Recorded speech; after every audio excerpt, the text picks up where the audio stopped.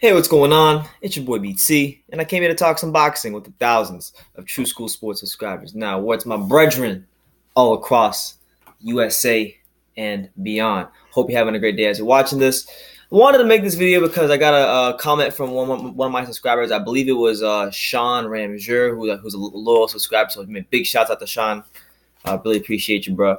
I wanted to make this video because I didn't really talk about how this fight happened. I wasn't really making videos on YouTube when this fight happened. So I had a chance to go watch it. I had a chance to formulate my own opinion for it and not go read articles or just whatever, just formulate my own opinion. And here's what I got from it. So we're talking about Anthony Joshua's performance against Alexander Povetkin. He won via 7th round stoppage, but I'll be honest with you. Anthony Joshua is less than 25 fights into his career. And I'll definitely say, and this includes the Klitschko fight, just out of all the fights in his career to date, I thought the Povetkin fight was his best and most mature performance to date. It obviously wasn't a perfect performance.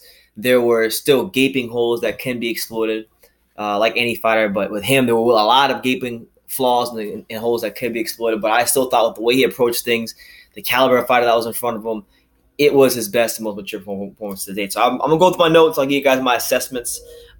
Just things that I saw from Anthony Joshua early on in the fight. I saw a lot of more maturation. He seems to be at that point in his career where he is trusting his jab more. There's an old adage in boxing that says that a good jab will take you around the block, but a great jab will take you around the world. And that's what he's doing right now. You're seeing him throw his jab with more conviction. You're seeing him just trust his jab more and work off of it.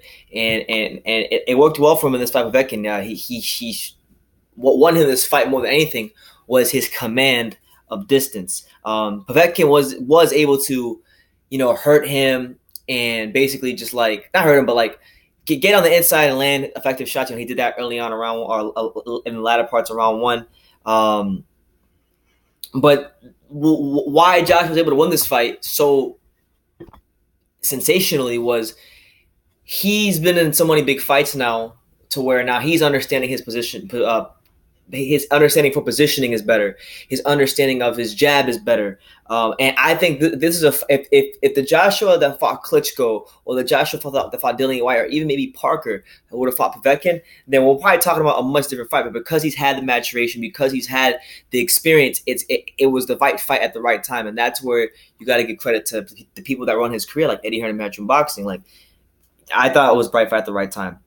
And that's matchmaking 101. So that's that. He did a good job of he would flick it because he's an orthodox fighter. So he would throw his jab, and sometimes he'd miss with his jab, and he might miss to the left or miss to the right. But I noticed one thing he did really well that I never see him really do too many times before was when he missed his jab to the left or the right, he would kind of take the cuff of his glove, and he would spin off Povetkin to the left or his right, and then that he would either reset and kind of gauge what was in front of him, or he reset and throw another jab. And this happened multiple times in the fight, and that's not something that I was accustomed to seeing him do 2, 3, 4 fights ago. So I like seeing that. We also saw, in my opinion, improved footwork. We saw a lighter Anthony Joshua who was making sharper turns after he would throw punches, and he would be setting up new punch angles because of that. And I was really impressed with his footwork. And then if I had a criticism, it's still the same criticism I had for all of his fights, is that, he's very good, very fundamentally sound, getting better, maturing as a fighter, but he still becomes a little predictable to hit predictable as far as his rhythm goes, and then he becomes a little easier to time. So maybe that's something he's going to have to work on, and that's only going to get better with time as the rest of his skill set and fight game has gotten better with time.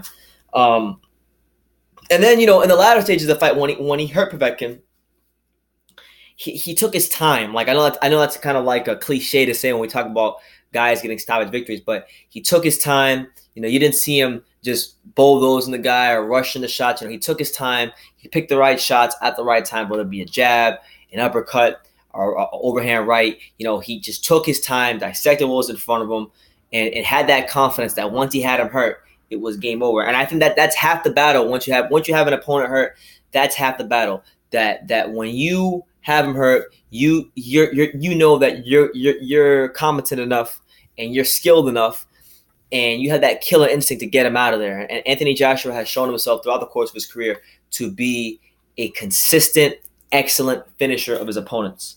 And just like back to the maturation part of everything, he was touching Povetkin all fight going to the stomach. He was touching him to the stomach, whether it be a light flicking jab, a pot shot, a power jab. He was constantly touching the stomach of Povetkin, which lured the attention from his head, and then eventually in the latter rounds, then he hit him with the right shot, and then he had him hurt, and then he finished him. So overall, it was a complete performance for Anthony Joshua against one of I would say the top heavyweights in the world that's not a champion, and he's just getting better and better with time. And I think Wilder really needs to take this fight in April, because if he continues to let this kid mature, get better, have more learning fights against top level opposition like a guy like Povetkin, Parker, it's just going to get worse and worse and worse for Deontay Wilder, because all biases and all jokes aside, I'm really liking what I'm seeing with this man's fight game.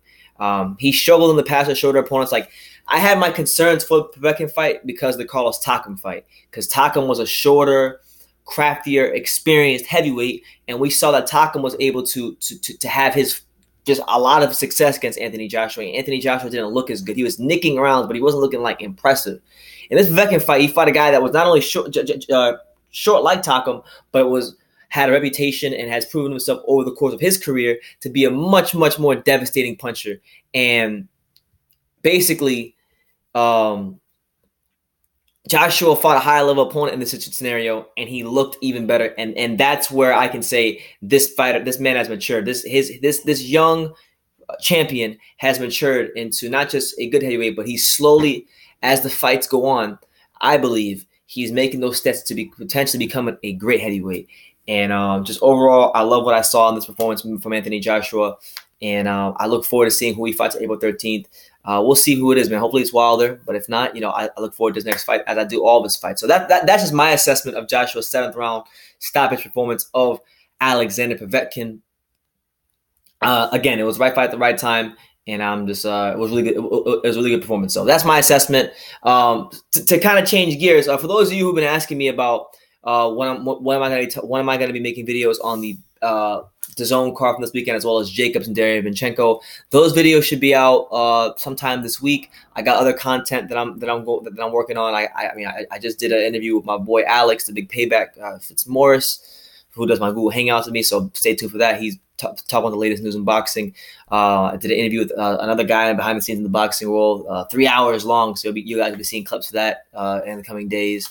And then also, I got a surprise video. Let's just say it's not the normal True School Sports type of video where I'm in front of the camera or I'm interviewing with somebody or I'm at a gym. So stay tuned for that as well. But let me know what you guys think. Let me know what you guys thought about Anthony Joshua's performance against Alexander Povetkin. What did you make of it? Do you think I'm overrating the performance, or is what I'm saying making sense? I think what I'm saying is making sense, because he's shown against a similar opponent to Takam with more power and just much more championship pedigree that he's matured and he was ready for a fight of this magnitude.